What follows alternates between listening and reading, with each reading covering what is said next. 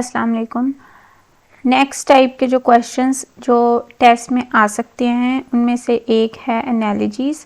ठीक है, एनालॉजीज़ जो हैं वो उनकी फ्रीक्वेंसी कम होती है लेकिन आते हैं ये भी।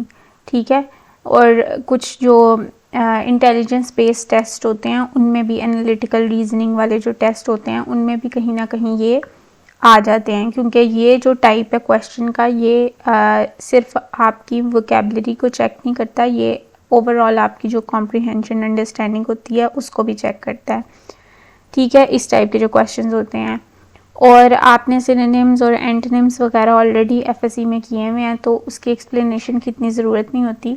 ये इस टाइप के क्वेश्चंस आपकी एफएससी के एटलीस्ट उसमें नहीं थे, जो पोर्शन था आपका कॉम्प्रिहेंशन वाला या ओवरऑल कहीं भी नहीं थे, तो इसलिए इसकी थोड़ी सी एक्सप्लेनेशन शायद आपको रिक्वायर्ड हो। तो I will start with first explaining and then we'll move towards MCQs.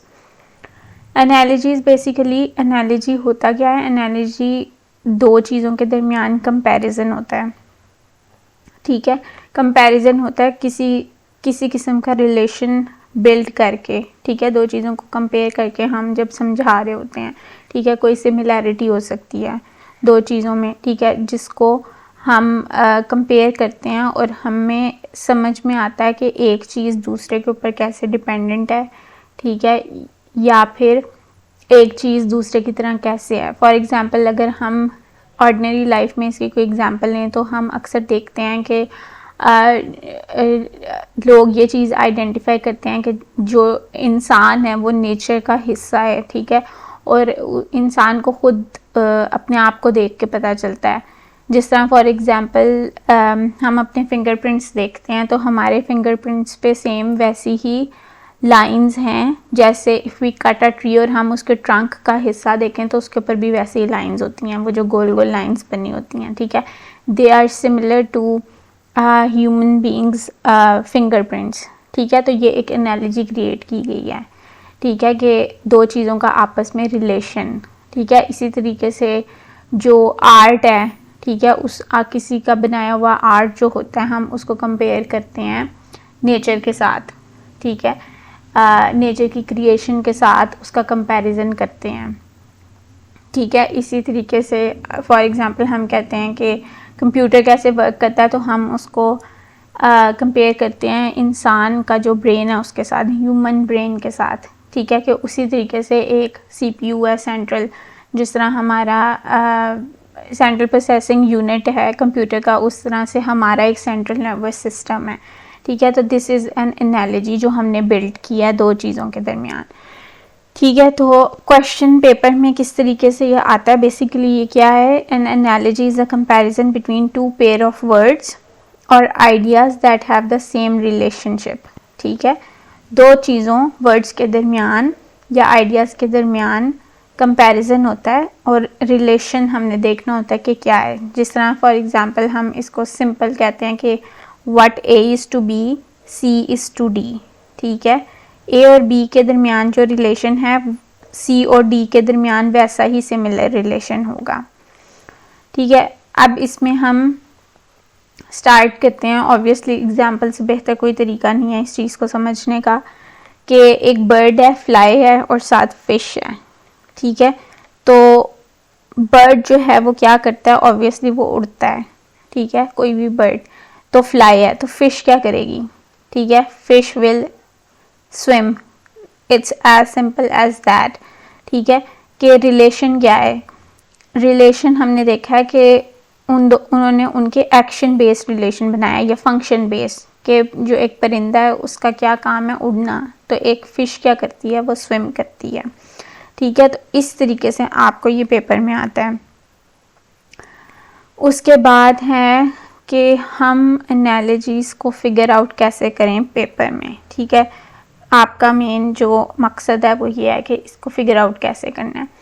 ठीक है, तो एनालॉजी को फिगर आउट करने के लिए 3 स्टेप्स होते हैं। ठीक है, और उसमें से सबसे पहला स्टेप जो सबसे इम्पॉर्टेंट है वो यही है कि आपने रिलेशनशिप के कॉन्सेप्ट को समझना है। ठीक है, आपने जब क्वेश्चन देखना है तो आपने देखना है आपको 3 पार्ट्स दिए होंगे, जो चौथा है वो आपने आंसर करना है, ठीक है। जिस तरह इसमें है हैंड, ग्लव एंड फुट, ठीक है। तो आप देखोगे कि हैंड और ग्लव का क्या रिलेशन है, ठीक है। जो ग्लव है वो एक हाथ पे पहना जाता है, ठीक है। ये रिलेशन है पहनने का, वेयर करने का किसी चीज़ का। तो जो फुट है उस पर क्या चीज़ पहनी जाएगी, ठीक है। तो इसमें ऑप्शंस में कुछ भी हो सकता है, ठीक है। और आप वही चीज़ पिक करोगे जो फुट के साथ रिलेशन में जाएगी, that will be a shoe, ठीक है। आगे नेक्स्ट है knowing the major types of relationships, ठीक है। अब आपने ये भी आपको पता होना चाहिए कि एग्जाम्स में किस किस्म के रिलेशनशिप के बारे में पूछा जाता है, ठीक है। पहला है फंक्शन या यूज़, ठीक है। कोई ऐसी चीज़ जिसका फंक्शन या यूज़ डिस्कस किया जाए। फॉर एग्जांपल पेन है तो पेन का फंक्शन क्या है, राइट। नाइफ का फंक्शन क्या है, कट, ठीक है। तो जो पेन और राइट का रिलेशन है वही अगले पेयर में भी यूज़ हुआ है। नाइफ किस काम के लिए यूज़ होता है, कट के लिए, कटिंग करने के लिए, ठीक है। A pen is use to write, a knife is use to cut. फिर उसके बाद है दूसरा टाइप है वर्कर और वर्क प्लेस, यानी एक टाइप ऑफ फील्ड और जहाँ वो काम करता है वो जगह। डॉक्टर किधर काम करता है, हॉस्पिटल में, तो टीचर किधर काम करेगा, स्कूल में। It's simple. A doctor works in a hospital, a teacher works in a school.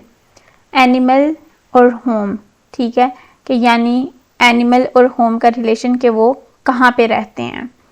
A lion lives in a den, और एक जो बर्ड है वो नेस्ट में रहता है, ठीक है। ये इसका रिलेशनशिप है, सिंपल। अच्छा, एक यंग वन होगा और उसके एडल्ट जो वर्जन है उसको क्या कहते हैं, ठीक है। जिस तरह एक डॉग है तो उसके छोटे बच्चे को पपी कहते हैं, कैट है तो उसके छोटे बच्चे को किटन कहते हैं, ठीक है। एक इस टाइप का क्वेश्चन आता है, a puppy is a young dog, a kitten is a young cat.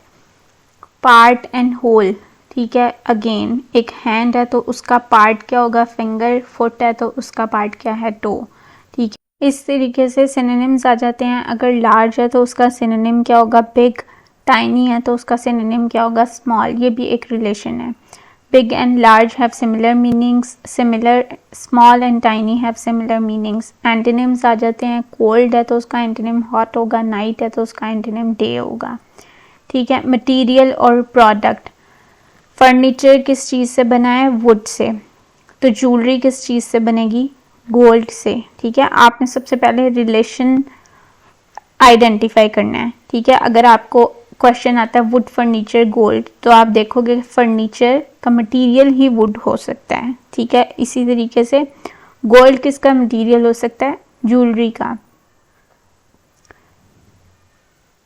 Tool और उसका फंक्शन, जिस तरह थर्मामीटर है तो उसका फंक्शन क्या है, टेम्परेचर। क्लॉक का फंक्शन क्या है, टाइम, ठीक है। अगेन ये एक रिलेशन है। कॉज एंड इफेक्ट, रेन का इफेक्ट क्या होगा, फ्लड। एक्सरसाइज का इफेक्ट क्या होगा, फिटनेस, ठीक है।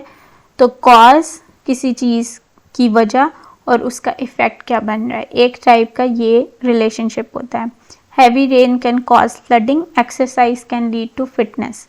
ऑब्जेक्ट और उसकी करेक्टरिस्टिक, ये नेक्स्ट टाइप है रिलेशनशिप का। जैसे आइस है तो उसकी करेक्टरिस्टिक है that it is always cold, ठीक है। आपको कोई गर्म आइस कहीं से नहीं मिलेगी।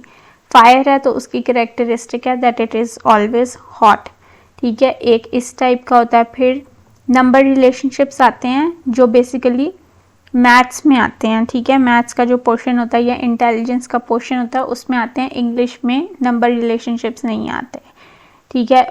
5, 25 और उसके बाद 7, ठीक है। तो कैसे रिलेशन डिफाइन हुआ है, 5 इंटू 5 किया है तो 25 बना है। इसी तरीके से 7 इंटू 7 अगर हम करेंगे, हमने नोट कर लिया पहले ही कि 25 का आंसर कैसे निकला है, 5 इंटू 5 करके 25 आएगा, ठीक है। तो जब हम 7 इंटू 7 करेंगे तो नेक्स्ट आंसर आएगा 49, ठीक है। ये सारे रिलेशनशिप के टाइप्स हैं जो एनालॉजीज में पूछे जा सकते हैं, ठीक है।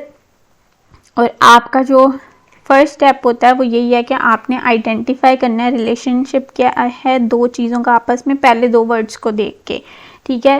पहले 3 आपको गिवन होंगे, फोर्थ आपको गैस करना है।